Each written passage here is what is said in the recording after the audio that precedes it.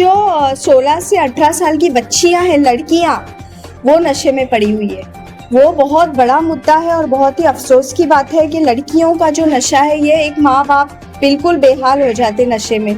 तो बिल्कुल हम लोग बहुत धमाके से उसके ऊपर भी काम करेंगे, नशे के खिलाफ हम खड़े रहेंगे और इंशाल्लाह जो हो सके हम वो ज़रूर करेंगे उसके लिए। नवाब मलिक साहब का शुक्रिया, नलौड़े साहब का शुक्रिया और जो हमारे जिला अध्यक्ष है ये बेचारे भाई, उनका शुक्रिया अदा करता हूँ। लेकिन नवाब भाई ने बहुत मेरे लिए भरोसा करके कार्यकर्ता को टिकट दिया कि जो झंडा पकड़ के चलेगा हम उसको टिकट देंगे। लाइन में तो बहुत खड़े थे, बहुत बाहर से लोग आए थे टिकट के लिए, तो नवाब भाई ने बोले नहीं, जो हमारा कार्यकर्ता है, जो हमारा काम किया है, हम उसको टिकट देंगे। तो नवाब भाई का और राष्ट्रवादी पार्टी का मैं शुक्रिया अदा करता हूँ, अजीत दादा पवार का शुक्रिया अदा करता हूँ। इस वक्त मैं मौजूद हूँ जोगेश्वरी वार्ड 78 में और आज हमारे साथ राष्ट्रवादी कांग्रेस पार्टी के फरीदा फरहान अंसारी, इन्होंने यहाँ पर वार्ड 78 से चुनाव लड़ने की कोशिश की है। आइए हम इनसे जानते हैं कि इन्होंने यहाँ से वार्ड 78 से जो चुनाव लड़ने की कोशिश की है, इसका मुद्दा क्या है। तो फरीदा अंसारी, आप तो सबसे पहले अपनी पहचान बताइए। तो अस्सलाम वालेकुम। वार्ड 78 के तमाम रहने वाले लोगों को मेरा सलाम है और नफीस भाई आपका भी शुक्रिया जो आप आए और आपने ये हमें एक मौका दिया अपनी बात रखने के लिए। तो मुद्दा ऐसा है कि वार्ड 78 जो है इसमें बहुत सारे प्रॉब्लम्स हैं। सबसे बड़ी तो यहाँ पे जो है, एक तो सबसे पहला बेसिक जो एक नगर सेवक की जिम्मेदारी होती है साफ़ सफाई, वो तो हम लोग करेंगे ही। नल, न, गटर, ग और रोड, नगर सेवक एक सेवा करने के लिए बनाया गया है। वो इंशाल्लाह वो बेसिक जो उसकी जिम्मेदारियां होती है वो तो हम करेंगे ही। उसके साथ जैसे कि फैज़ अंसारी ने अभी आपको बताया, एक डायलिसिस सेंटर जिसके लिए बहुत लोग यहाँ परेशान होते हैं, हॉस्पिटल्स वगैरह में नहीं मिलते और ये ऐसा है कि डायलिसिस बहुत एकदम इम्पॉर्टेंट है, करना ही है, तो वो ज़रूरी है। वो है, एम्बुलेंस है और भी बहुत कुछ इन्होंने सोचा है, इंशाल्लाह करेंगे। साथ में इन्होंने जो आपने एजुकेशन का भी पूछा इनसे, तो उसके लिए जो है CBSE बोर्ड के लिए इन्होंने किया है। यहाँ की जो म्यूनसिपल स्कूल है जो SSC बोर्ड थी, तो उसको इन्होंने कोशिश किया कि CBSE बोर्ड में उसको कन्वर्ट करेंगे। साथ ही जो है हम लोग इलेक्शन है ऐसा नहीं, 12 महीने हम लोग जो है सोशल वर्क में जुड़े हुए हैं, चाहे वो एजुकेशनल कैंप हो, बच्चों को करियर गाइडेंस हो, ब्लड टेस्ट, ब्लड डोनेशन का हो, या वुमेंस को एक गाइड करने का कैंप हो, या इस तरह की जितनी भी बेसिक जो एक सोशल वर्क की जिम्मेदारी होती है कि वो लोगों को रास्ता बताने का, वो हम कोशिश करते हैं।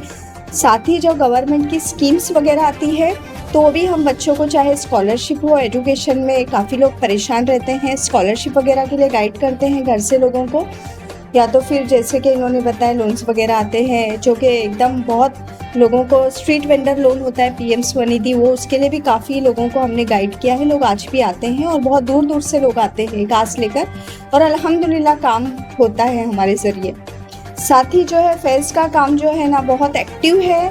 ये ज़रूर मैं मेंशन करना चाहूँगी कि जब एक इंसान चुन के आता है, कॉरपोरेटर बनता है, तो उसको समझने के लिए 2.5-3 साल निकल जाते हैं। फैज़ जो है पेपर वर्क में बहुत मजबूत है, उनको पता है कि कहाँ कौन सा पेपर जाएगा और कहाँ से काम आएगा, और वो पूरा अपना, उनको पता है काम किस तरह निकलवाना है। इसके लिए मैंने उनका साथ दिया है और उनका साथ लेके आज हम यहाँ पे खड़े हुए मैदान में उतरे हैं और इंशाल्लाह जीतेंगे हम लोग, पूरी ताकत से हम लोग खड़े हैं इंशाल्लाह।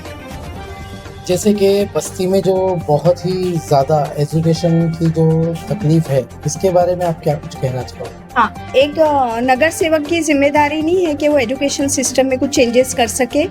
उसका स्कूल का जो होता है, वहाँ की साफ़ सफाई, बच्चों की हेल्थ वगैरह के लिए वो सब मेंटेन, लेकिन हम कोशिश करेंगे कि उसमें भी हम ध्यान दें कि बच्चों को पढ़ाया क्या जा रहा है। एक सोशल जो ग्रुप है, सोशल वर्कर्स हैं यहाँ के, उनको हम कनेक्ट करके यहाँ की स्कूलों तक पहुँचेंगे और वहाँ की हम नज़र रखेंगे कि वॉच रखेंगे कि हो क्या रहा है स्कूल में। टीचर्स से वक्त वक्त पर मिलेंगे और बच्चों के लिए हमने प्लेग्राउंड्स, उन लोगों को स्पोर्ट्स वगैरह का हम लोगों ने सोचा है कि यहाँ पे टर्फ वगैरह का इंशाल्लाह इरादा किया है। कल 2-4 ग्रुप से भी हमारी बात हुई कि उन लोगों ने कहा कि बच्चों को प्लेग्राउंड की ज़रूरत है और वो बिल्कुल सही है। और आपने ये अच्छा पूछा, आपने सुना होगा कि एक कहावत है कि अगर आप किसी कौम को बर्बाद करना चाहते हो तो वहाँ पे बच्चों को तालीम देना बंद कर दो, अपने आप वो कौम बर्बाद हो जाएगी, उसे कोई बम या मिसाइल से उड़ाने की ज़रूरत नहीं है। तो हम जो है इस चीज़ को हम नहीं हमारी बस्ती पे हावी होने देंगे एन एजुकेशन को, हम एजुकेशन पे भी मेहनत करेंगे और पूरे हम चाहेंगे कि हमारा